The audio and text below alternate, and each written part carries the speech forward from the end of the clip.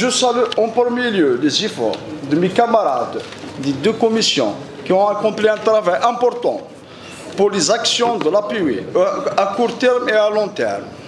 Pour la question sociale et la solidarité, qui reste un univers assez vaste, l'action sociale est sans doute le volet le plus urgent. La souffrance des personnes a besoin spécifiques et quotidiens et croissant d'année en année. Je tiens avant tout à rappeler le fondamental.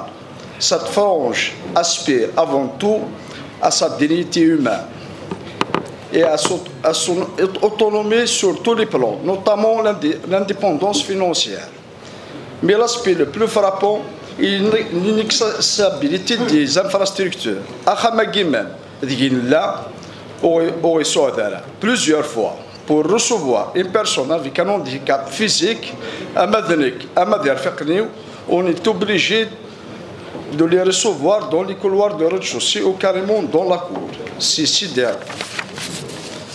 Sinon, pour l'université, on peut travailler sur tous les chiffres et toutes les statistiques, mais à mon sens, la seule situation qui traduit la qualité de l'enseignement, la seule donnée rassurante, le seul chiffre qualitatif, il n'est pas dans le cursus mais en post-scolarité. Selon l'employabilité des étudiants, le temps de débaucher et son aptitude à gérer un projet professionnel. C'est ce que nous demandons à l'université de nous former. Maintenant, concernant la politique générale de notre wilaya et son développement.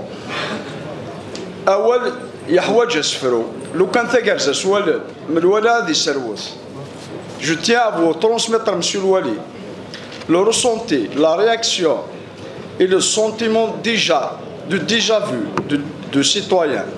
Le citoyen, M. Louali, a fini par développer une phobie à l'égard des projets structurants. Dès lors qu'on parle d'un grand projet, il a vite l'image récurrente d'un renvoi au calendrier grec. Il me semble que le gouvernement et le chef de l'État doivent prendre acte de cette ambiance et comprendre que rétablir la confiance entre les gouvernés et les gouvernants, ce ressenti se trouve son sens dans ces interminables retards.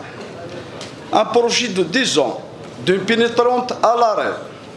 Cela fait une année que nous avions appris ici même qu'un crédit de paiement de 20 milliards de dinars octroyé dans la loi de finances 2023. Et nous sommes à la veille d'une autre loi de finances et toujours rien ne se concrétise. Le barrage de Souk Nselata. Alors ce projet, il illustre le fond de tous les autres projets en souffrance. L'argument des oppositions a dominé tout le traitement de cette question pendant des années. Dès lors que les oppositions sont levées, c'est aussi la levée de voile sur les problèmes plus épineux. Indemne pour le barrage Sidi Khalifa. Jusque-là, et question d'un contentieux entre l'entreprise locale et l'entreprise étrangère engagée sur le site. Mais a-t-on anticipé si, Inch'Allah, ce contentieux sera réglé demain? Est-ce que les fonds sont disponibles? Même chose pour le raccordement de la station Téchihat. Nous avions appris ici même la levée d'une partie des oppositions qui doivent permettre au moins le raccordement des communes Bouzguer, Ifia et Edziki. Mais il n'y a toujours rien. Les trois OPH, les trois projets d'OPH en cours, on peut faire tous les gymnastiques. Les choses vont dans le sens de ne jamais livrer ces projets à temps. Après leur réévaluation, 2022, 0 dinar de crédit de paiement. 2023, 0 dinar de crédit de paiement. Et puis, il y a le projet du nouveau stade, le fameux stade. Le plaisir de le recevoir est encore repoussé. Les Adjalin Ghair Moussamma. Et pour les stations de dessalement Iflissem et Shafa, annoncées par le président de la République, supportez que je pose des questions sur la maturation de ce dossier. Son année de démarrage et le délai de réception.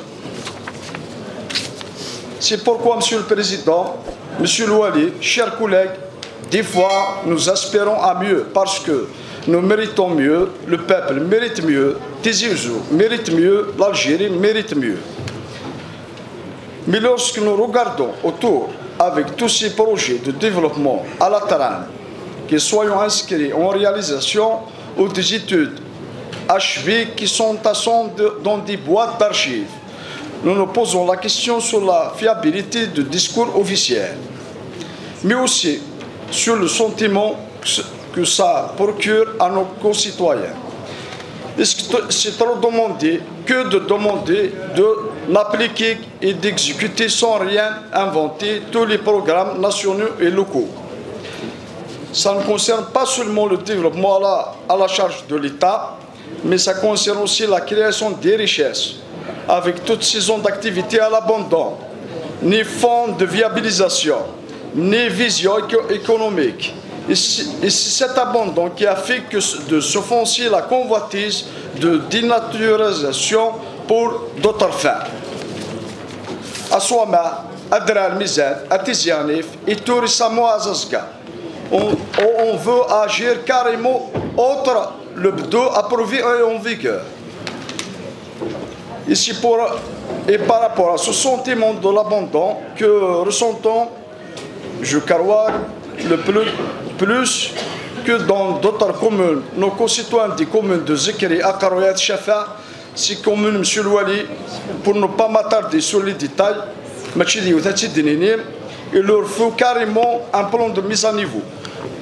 Enfin, Tidet, Ras el-Mal,